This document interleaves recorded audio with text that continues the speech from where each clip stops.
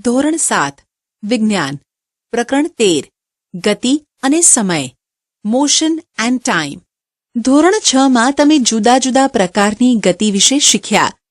તમે શીખ્યા કે ગતિ સુરેખ પથ પર હોઈ શકે તેમજ વર્તુળાકાર અથવા આવર્તનીય પણ હોઈ શકે. શું તમને આ ત્રણેય પ્રકારની ગતિ યાદ છે? કોષ્ટક 13.1 માં ગતિના કેટલાક સામાન્ય ઉદાહરણો આપેલા છે. તે દરેકના કિસ્સામાં ગતિનો પ્રકાર ઓળખો.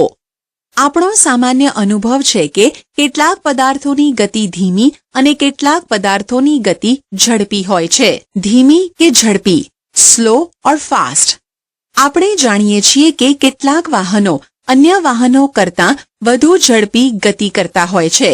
વળી કોઈ એક વાહન પણ જુદા જુદા સમયે ઝડપી કે ધીમી ગતિ કરતું હોય છે.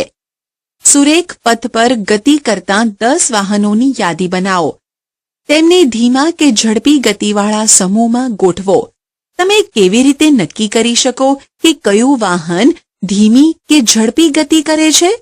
જો વાહનો સુરેખ રસ્તા પર એક જ દિશામાં ગતિ કરતા હોય તો આપણે સહેલાઈથી કહી શકીએ કે તેઓમાં કયું વાહન બીજા વાહન કરતાં વધુ ઝડપે ગતિ કરે છે. પ્રવૃત્તિ 13.1 આકૃતિ 13.1 જુઓ. તેમાં રોડ પર કોઈ સમયે એક જ દિશામાં ગતિ કરતા કેટલાક વાહનોને બતાવ્યા છે. હવે આકૃતિ 13.2 જુઓ, જેમાં તે જ વાહનોનું થોડા સમય પછીનું સ્થાન બતાવેલું છે. આ બંને આકૃતિઓમાંના તમારા અવલોકન પરથી નીચેના પ્રશ્નોના જવાબ આપો. આ બધામાં કયું વાહન સૌથી ઝડપી ગતિ કરી રહ્યું છે?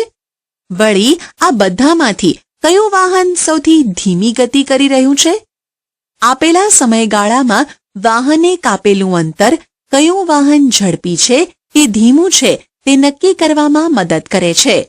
ઉદાહરણ તરીકે કલ્પના કરો કે તમે તમારા મિત્રને મૂકવા માટે બસ સ્ટેશને ગયા છો.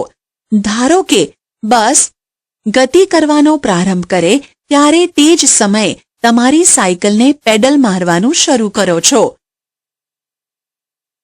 5 મિનિટ બાદ બસ વડે કપાયેલ અંતર કરતાં તમારા વડે કપાયેલું અંતર ઘણું ઓછું હોય છે. તમે કહી શકો છો કે બસ તમારી સાયકલ કરતાં ઝડપી ગતિ કરે છે. આપણે વારંવાર કહીએ છીએ કે ઝડપી વાહનની ઝડપ વધારે હોય છે. 100 મીટરની રેસમાં કોની ઝડપ સૌથી વધુ છે તે નક્કી કરવું સરળ છે. જે 100 મીટરનું અંતર કાપવા માટે ઓછામાં ઓછો સમય લે છે તે સૌથી ઝડપી ગણાય. ઝડપ, સ્પીડ. એકમ સમયગાળામાં 2 કે 2 થી વધુ વાહનો પૈકી તેમણે કાપેલા અંતરની સરખામણી કરવાથી કયું વાહન ઝડપી ગતિ કરે છે તે શોધી કાઢવું વધુ અનુકૂળતા ભર્યું છે. આથી જો 1 કલાકમાં 2 બસ વડે કપાયેલા અંતરને આપણે જાણી લઈએ તો તેમાંથી કઈ બસ ધીમી છે તે કહી શકાય. પદાર્થે એકમ સમયગાળામાં કાપેલા અંતરને તે પદાર્થની ઝડપ કહેવાય. જ્યારે આપણે કહીએ કે કારની ઝડપ 50 કિલોમીટર પ્રતિ કલાક છે તે દર્શાવે છે કે કાર 1 કલાકમાં 50 કિલોમીટર અંતર કાપશે. જો કે કાર ભાગ્યે જ અચળ ઝડપે 1 કલાક સુધી ગતિ કરી શકે છે. વાસ્તવમાં તે ધીમેથી ગતિનો પ્રારંભ કરીને ત્યારબાદ તે ઝડપ પકડે છે. આથી જ્યારે આપણે કહીએ છીએ કે કારની ઝડપ 50 કિલોમીટર પ્રતિ કલાકની છે ત્યારે આપણે સામાન્ય રીતે 1 કલાકના સમયગાળામાં તેણે આંતરેલું અંતર ધ્યાનમાં લઈએ છીએ. 1 કલાક દરમિયાન કાર અચળ ઝડપે ગતિ કરે છે કે નહીં તે બાબતની આપણે ચિંતા કરતા નથી. અહીં મળેલી ઝડપની ગણતરી એ વાસ્તવમાં કારની સરેરાશ ઝડપ જ છે. આ પ્રકરણમાં આપણે સરેરાશ ઝડપને જ ઝડપ નામની રાશિ તરીકે ઓળખીશું. આથી આપણા માટે કાપેલું કુલ અંતર અને તે માટે લાગતા સમયનો ગુણોત્તર એ જ ઝડપ તરીકે દર્શાવવું યોગ્ય છે. રોજબરોજના જીવનમાં લાંબા અંતર સુધી કે લાંબા સમયગાળા દરમિયાન અચળ ઝડપે ગતિ કરતો પદાર્થ ભાગ્યે જ જોવા મળે છે. જો સુરેખ પથ પર ગતિ કરતા પદાર્થની ઝડપ બદલાતી રહે તો તેવી ગતિને અનિયમિત ગતિ કહે છે. બીજી બાજુ સુરેખ પથ પર અચળ ઝડપે થતી પદાર્થની ગતિને નિયમિત ઝડપ કહે છે. આ કિસ્સામાં એટલે કે નિયમિત ઝડપવાળી ગતિના કિસ્સામાં સરેરાશ ઝડપ એ સાચી ઝડપ જેટલી જ હોય છે. આપેલ પદાર્થે ચોક્કસ અંતર કાપવા માટે લીધેલા સમય માપીને ઝડપ નક્કી કરી શકાય છે. અંતર કેવી રીતે માપવું તે તમે શીખી ગયા, પરંતુ આપણે સમય કેવી રીતે માપીશું? ચાલો તે શોધીએ. સમયનું માપન, મેઝરમેન્ટ ઓફ ટાઈમ. જો તમારી પાસે ઘડિયાળ ન હોય તો દિવસમાં કેટલા વાગ્યા છે તે તમે કેવી રીતે નક્કી કરશો? આપણા પૂર્વજો માત્ર પડછાયાને જોઈને દિવસમાં આશરે કેટલો સમય થયો તે કહી શકતા હતા. તમને વાતની નવાઈ લાગે છે ને? આપણે 1 મહિનાનો કે 1 વર્ષનો સમયગાળો કેવી રીતે માપી શકીએ? આપણા પૂર્વજોએ નોંધ્યું હતું કે કુદરતમાં બનતી ઘણી ઘટનાઓ ચોક્કસ સમયગાળે પોતાનું પુનરાવર્તન કરે છે. ઉદાહરણ તરીકે તેમણે શોધી કાઢ્યું કે રોજ સવારે સૂર્ય ઉગે છે. એક સૂર્યોદય બાદ બીજા સૂર્યોદય સુધીના સમયગાળાને એક દિવસ કહે છે. તે જ રીતે એક અમાસ પછી બીજી અમાસ વચ્ચેના માપેલા સમયગાળાને એક માસ કહે છે. સૂર્યની ફરતે પૃથ્વીને એક પરિક્રમણ પૂર્ણ કરવા માટે લાગતા સમયગાળાને 1 વર્ષ તરીકે નક્કી કરવામાં આવ્યો.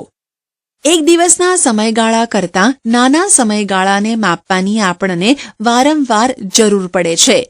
ઘડિયાળ અને કાંડા ઘડિયાળ એ સમય માપનના સામાન્ય સાધનો છે. તમને ક્યારેય પણ નવાઈ લાગી છે કે ઘડિયાળ તથા કાંડા ઘડિયાળ કેવી રીતે સમયનું માપન કરે છે? ઘડિયાળની કામગીરી જટિલ હોય છે, પરંતુ તે બધી કોઈક આવર્ત ગતિનો ઉપયોગ કરતી હોય છે. આવર્ત ગતિનું સૌથી વધુ જાણીતું ઉદાહરણ સાદું લોલક છે. આકૃતિ 13.4 એમાં દર્શાવ્યા મુજબ સાદું લોલક એ દ્રઢ આધાર પરથી દોરી વડે લટકાવેલું ધાતુના નાના ગોળા કે પથ્થરના ટુકડાની રચના છે. ધાતુના ગોળાને લોલકનો બોબ કહે છે. આકૃતિ 13.4 એ દર્શાવે છે કે લોલક તેના મૂળભૂત સ્થાને સ્થિર છે. જ્યારે લોલકના ગોળાને થોડાક અંતરે એક બાજુ લઈ જઈને મુક્ત કરવામાં આવે છે ત્યારે તે એક બાજુથી બીજી બાજુ ગતિ કરવા લાગે છે. સાદા લોલકની આ એક બાજુથી બીજી બાજુની ગતિ એ આવર્ત ગતિ અથવા દોલન ગતિનું ઉદાહરણ છે. જ્યારે લોલકનો ગોળો તેના મૂળભૂત સ્થાન O થી A સ્થાને આવ્યા બાદ B સ્થાને આવીને O સ્થાને પાછો આવે ત્યારે લોલકનું એક દોલન પૂર્ણ થયું ગણાય.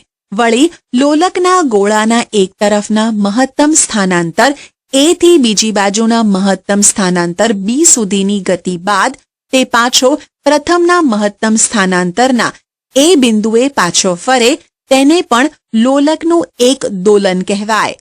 લોલકને એક દોલન પૂર્ણ કરવા માટે લાગતા સમયને તેનો આવર્ત કાળ કહે છે. પ્રવૃત્તિ 13.2 આશરે 1 મીટર લંબાઈની દોરી કે પાતળો તાર લઈને આકૃતિ 13.4 એ મુજબ લોલકની રચના કરો. નજીકમાં જો કોઈ પંખો ચાલુ હોય તો તેને બંધ કરી દો. લોલકના ગોળાને તેના મૂળભૂત સ્થાન O પર સ્થિર થઈ જવા દો. આ મૂળભૂત સ્થાનની નીચેની જમીન પર કે પાછળની દિવાલ પર નિશાની કરો. લોલકનો આવર્તકાળ માપવા માટે આપણને સ્ટોપ વોચની જરૂર પડશે. જો કે સ્ટોપ વોચ મળી શકે તેમ ન હોય તો ટેબલ ઘડિયાળ કે કાંડા ઘડિયાળ પણ વાપરી શકાય. લોલકને ગતિ કરાવવા માટે હળવેથી લોલકના ગોળાને પકડીને સહેજ એક બાજુ લઈ જાઓ. ધ્યાન રાખો કે જ્યારે લોલકને સ્થાનાંતર કરાવો ત્યારે દોરી સખત ખેંચેલી રહેવી જોઈએ. હવે ગોળાને તેની સ્થાનાંતરની સ્થિતિમાંથી મુક્ત કરી દો. યાદ રાખો કે જ્યારે ગોળાને મુક્ત કરો ત્યારે તેને ધક્કો મારવાનો નથી. ગોળો જ્યારે મૂળભૂત સ્થાને હોય ત્યારે ઘડિયાળમાં સમય નોંધો. મૂળભૂત સ્થાનને બદલે ગોળા જ્યારે એક તરફ છેવટની સ્થિતિમાં હોય ત્યારે પણ તમે સમયની નોંધ કરી શકો છો. લોલકના 20 દોલનો માટેનો સમયગાળો માપો. કોષ્ટક 13.2 માં તમારા અવલોકનો નોંધો. કોષ્ટકમાં પહેલું અવલોકન નમૂના તરીકે દર્શાવેલું છે. તમારા અવલોકનો નમૂનાના અવલોકન કરતાં જુદા હોવા જોઈએ. આ પ્રવૃત્તિનું થોડાક સમય સુધી પુનરાવર્તન કરીને તમારા અવલોકનની નોંધ કરો. 20 દોલન માટે મળતા સમયગાળાને 20 અંક વડે ભાગતા આપણે 1 દોલન માટેનો સમયગાળો અથવા આવર્તકાળ મળે છે. શું તમારા લોલકનો આવર્તકાળ બધા અવલોકનો માટે લગભગ સમાન છે? એ નોંધો કે મૂળભૂત સ્થાનાંતરમાં થતો નજીવો ફેરફાર લોલકના આવર્તકાળને અસર કરતો નથી. હાલના સમયમાં મોટાભાગની ઘડિયાળો તથા કાંડા ઘડિયાળ એક અથવા એક કરતાં વધુ સેલ એટલે કે વિદ્યુત કોષવાળા વિદ્યુત ઇલેક્ટ્રોનિક પરિપથો ધરાવે છે. આ ઘડિયાળોને ક્વાર્ટઝ ક્લોક કહે છે. ક્વાર્ટઝ ક્લોક વડે મપાતો સમય પહેલાની ઘડિયાળો કરતાં વધુ ચોકસાઈ ધરાવે છે. આપેલા લોલકનો આવર્તકાળ અચળ હોય છે. તેની શોધ માટેની વાર્તા રસપ્રદ છે. તમે પ્રખ્યાત વૈજ્ઞાનિક ગેલિલિયો ગેલિલીનું નામ તો સાંભળ્યું જ હશે. એવું કહેવાય છે કે એક વખત ગેલિલિયો ચર્ચમાં બેઠા હતા. તેમણે નોંધ્યું કે છતમાંથી સાંકળ વડે લટકાવેલ લેમ્પ ધીરે ધીરે એક બાજુથી બીજી બાજુ સુધી ગતિ કરે છે. તેમને એ જાણીને આશ્ચર્ય થયું કે લેમ્પ એક દોલન પૂર્ણ કરે તેટલા જ સમયમાં તેનો એક ધબકારો થાય છે. આ અવલોકનની ખાતરી કરવા માટે ગેલિલિયોએ જુદા જુદા લોલકો પર પ્રયોગ કર્યા હતા. તેમણે શોધી કાઢ્યું કે આપેલા લંબાઈના લોલકને એક દોલન પૂર્ણ કરવા માટે હંમેશા સમાન સમય જ લાગે છે. તેમનું આ અવલોકન લોલકવાળા ઘડિયાળના વિકાસમાં મદદરૂપ બન્યું. ચાવીવાળા ઘડિયાળ અને કાંડા ઘડિયાળ એ લોલકવાળા ઘડિયાળનું સુધારેલું સ્વરૂપ જ છે. સમય તથા ઝડપના એકમો units of time and speed. સમયનો મૂળભૂત એકમ સેકન્ડ છે. તેને એસ સંજ્ઞા વડે દર્શાવાય છે. સમયના મોટા એકમો મિનિટ, એમ અને કલાક એચ છે. આ એકમો પરસ્પર કેવો સંબંધ ધરાવે છે તે તમે જાણો છો. ઝડપનો મૂળભૂત એકમ કયો હોવો જોઈએ? ઝડપ એ અંતર અપોન સમય હોવાથી તેનો મૂળભૂત એકમ મીટર પર સેકન્ડ છે. જો કે તેને મીટર પર મિનિટ અથવા કિલોમીટર પર આવર જેવા એકમો વડે પણ દર્શાવી શકાય છે. તમારે એ યાદ રાખવું જોઈએ કે બધા એકમોની સંજ્ઞાઓ એકવચનમાં જ લખાય છે. ઉદાહરણ તરીકે 50 કિલોમીટર લખીએ છીએ, 50 કિલોમીટર્સ નહીં. અથવા 8 સેન્ટીમીટર લખીએ છીએ, 8 સેન્ટીમીટર્સ નહીં. બૂઝોને નવાઈ લાગે છે કે એક દિવસની કેટલી સેકન્ડ તથા એક વર્ષના કેટલા કલાક થાય? તમે તેને મદદ કરી શકશો? જરૂરિયાત મુજબ સમયના જુદા જુદા એકમો વાપરવામાં આવે છે. ઉદાહરણ તરીકે તમારી ઉંમરને દિવસ અને કલાકમાં દર્શાવવાને બદલે વર્ષમાં દર્શાવવી સગવડતા ભરી છે. તે જ રીતે તમારા ઘર અને સ્કૂલ વચ્ચે કાપેલા અંતર માટેનો સમય વર્ષમાં દર્શાવવો ડાપણ ભર્યું નથી. એક સેકન્ડનો સમયગાળો કેટલો મોટો કે કેટલો નાનો છે? તમને મોટેથી 2001 બોલતા જે સમય લાગે તે લગભગ 1 સેકન્ડ હોય. મોટેથી 2001 થી 2010 સુધી બોલીને ખાતરી કરો. સામાન્ય રીતે તંદુરસ્ત પુખ્ત વ્યક્તિની આરામની અવસ્થામાં તેનું હૃદય 1 મિનિટમાં લગભગ 72 ધબકારા કરે છે. સામાન્ય રીતે તંદુરસ્ત પુખ્ત વ્યક્તિની આરામની અવસ્થામાં તેનું હૃદય 1 મિનિટમાં લગભગ 72 ધબકારા કરે છે. એટલે કે 10 સેકન્ડમાં 12 વખત ધબકે છે. બાળકો માટે આ દર સહેજ વધુ હોય છે. લોલકવાળા ઘડિયાળો પ્રચલિત બન્યા તે પહેલાં દુનિયાના જુદા જુદા ભાગોમાં સમયના માપન માટેના ઘણા સાધનો વપરાતા હતા. છાયાયંત્રો, સનડાયલ્સ, જળઘડી અને રેતઘડી એ આવી રચનાઓના કેટલાક ઉદાહરણો છે. આ સાધનોની જુદી જુદી રચનાઓ દુનિયાના જુદા જુદા ભાગોમાં વિકાસ પામી હતી. ઝડપનું માપન, મેઝરિંગ સ્પીડ. સમય અને અંતરનું માપન કેવી રીતે કરવું તે શીખી ગયા. તમે પદાર્થની ઝડપની ગણતરી કરી શકો છો? તો ચાલો આપણે જમીન પર ગતિ કરતા દડાની ઝડપ માપીએ. પ્રવૃત્તિ 13.3. જમીન પર ચોક પાવડર અથવા ચૂનાથી સીધી રેખા દોરીને તમારા મિત્રને તેનાથી 1 કે 2 મીટર દૂર ઊભા રહેવાનું કહો. આ રેખાને લંબ દિશામાં જમીન પર હળવેથી દડાને રગડાવવાની સૂચના આપો. દડો રેખાને ઓળંગે ત્યારે અને અટકી જાય ત્યારે તે માટેના સમયની નોંધ કરો. દડાને અટકી જવા માટે કેટલો સમય લાગ્યો? દડાએ રેખાને ઓળંગી તે સ્થાન અને દડો અટકી ગયો તે સ્થાન વચ્ચેનું અંતર માપો. તે માટે તમે ફૂટપટ્ટી કે માપન પટ્ટી વાપરી શકો છો. જુદા જુદા સમૂહો વડે આ પ્રવૃત્તિનું પુનરાવર્તન કરો. કોષ્ટક 13.3 માં અવલોકનોની નોંધ કરો. દરેક કિસ્સામાં દડાની ઝડપની ગણતરી કરો. તમને તમારા મિત્ર સાથે ચાલવાની ઝડપ કે સાયકલિંગની ઝડપની સરખામણી કરવી જરૂર ગમશે. તે માટે તમારે તમારી શાળાનું તમારા ઘરથી કે બીજા કોઈ સ્થાનથી અંતર જાણવું જરૂરી બને છે. ત્યારબાદ દરેક તે અંતર કાપવા માટે લાગતો સમય માપીને ઝડપની ગણતરી કરી શકે છે. તમારામાંથી કોણ ઝડપી છે તે જાણવું તમને ગમશે.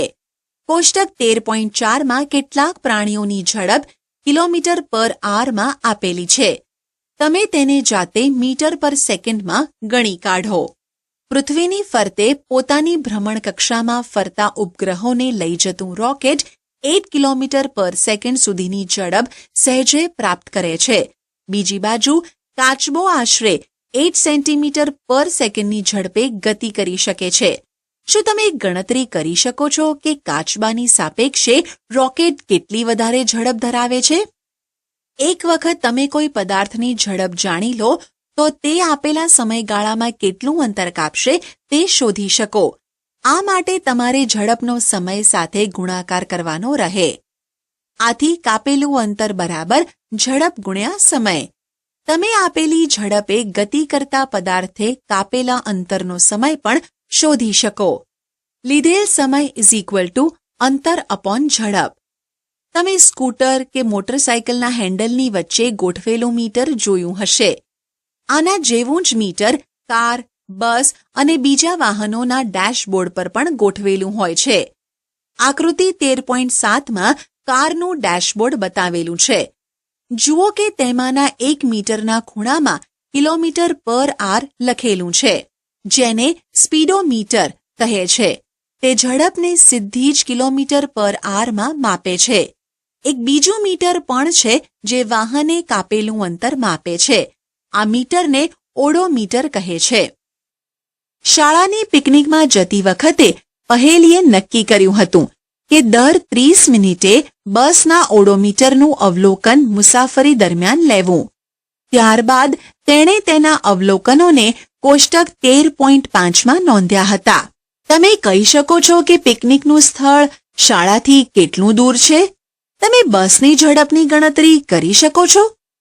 કોષ્ટક જોઈને બુજોએ પહેલીને ચીડવવા માટે પૂછ્યું કે તે કહી શકે છે કે 9:45 AM સુધીમાં બસ વડે કેટલી મુસાફરી થઈ. પહેલી પાસે આ પ્રશ્નનો જવાબ ન હતો. તેઓ તેમના શિક્ષક પાસે ગયા. શિક્ષકે કહ્યું કે આ પ્રશ્નના ઉકેલ માટે અંતર સમયનો આલેખ દોરવો એ એક રસ્તો છે. તો આવો આલેખ કેવી રીતે દોરવો તે આપણે જોઈએ.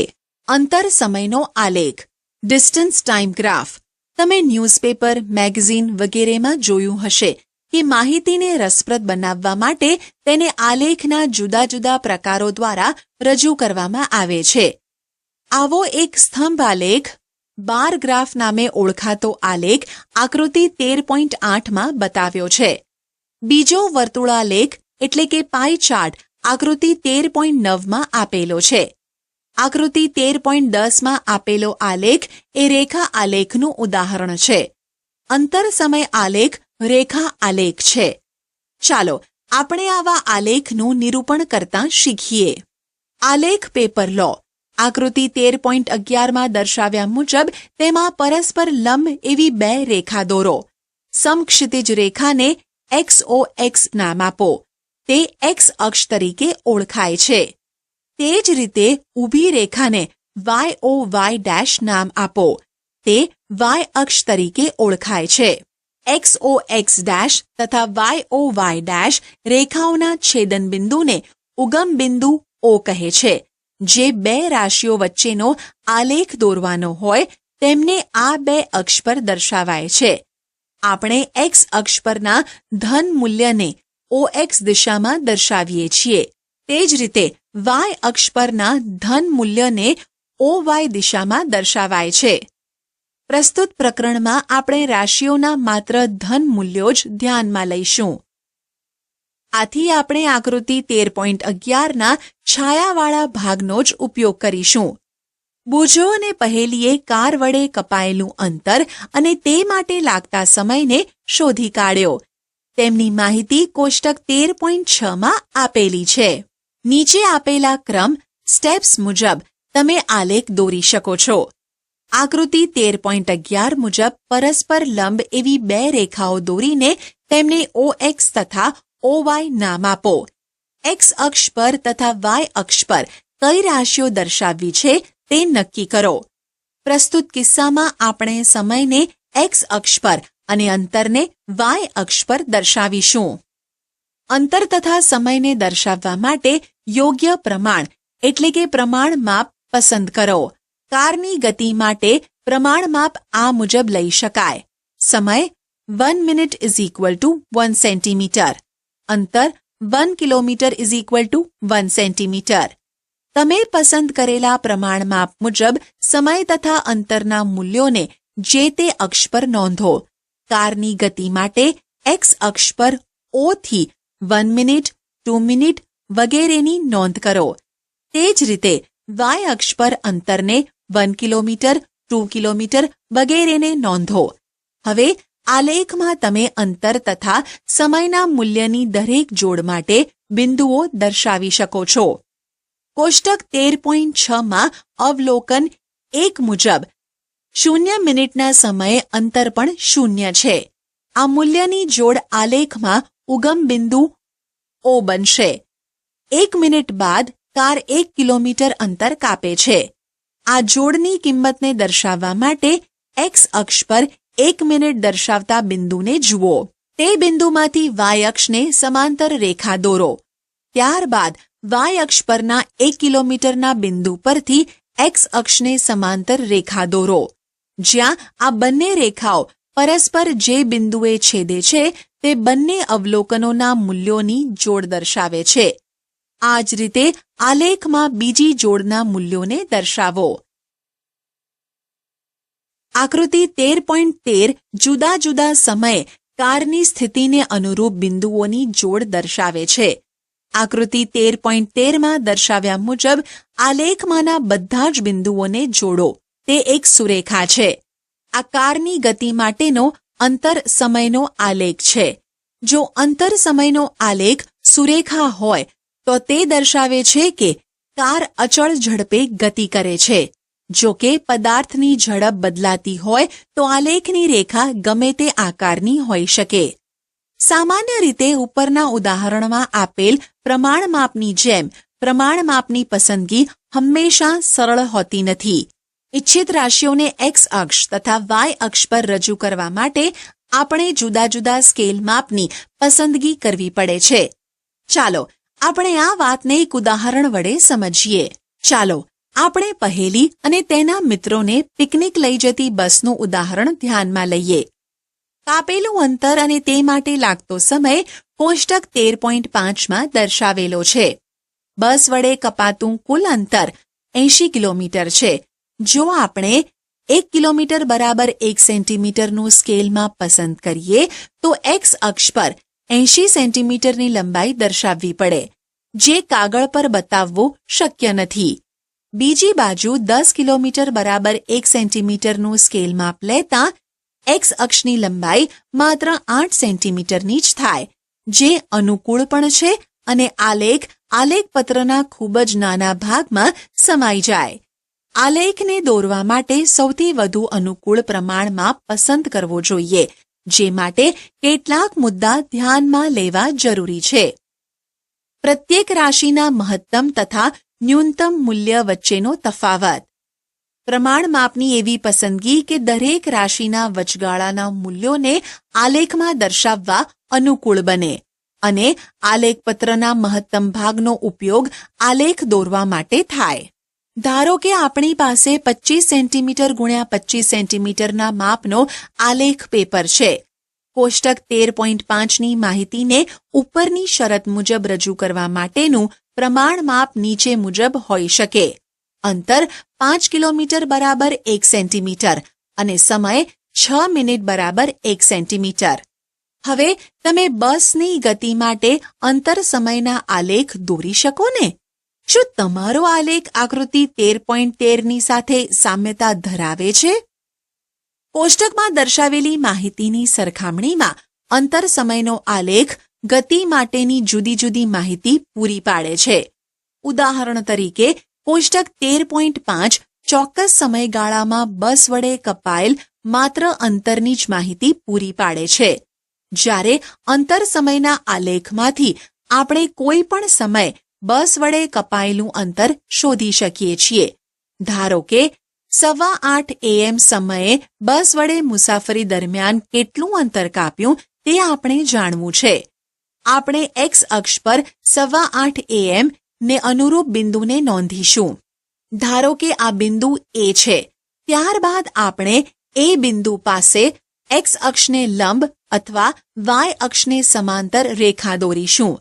આકૃતિ 13.14 મુજબ આ લંબરેખા આલેખને છેદે તે બિંદુને ટી નામ આપીશું.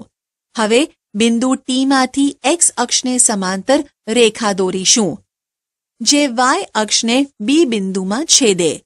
વાય અક્ષ પર બી બિંદુને અનુરૂપ મળતું અંતર ઓબી છે, જે 8:15 AMના સમયે બસ વડે કપાતું કુલ અંતર કિલોમીટર એકમમાં આપે છે. આ અંતર કેટલા કિલોમીટર છે? હવે તમે પહેલીને 9:45 AMના સમયે બસ વડે કેટલું અંતર કપાયું તે શોધવામાં મદદ કરી શકો ને? વળી તમે બસની મુસાફરીના અંતર સમયના આલેખ પરથી બસની ઝડપને શોધી શકો ખરા?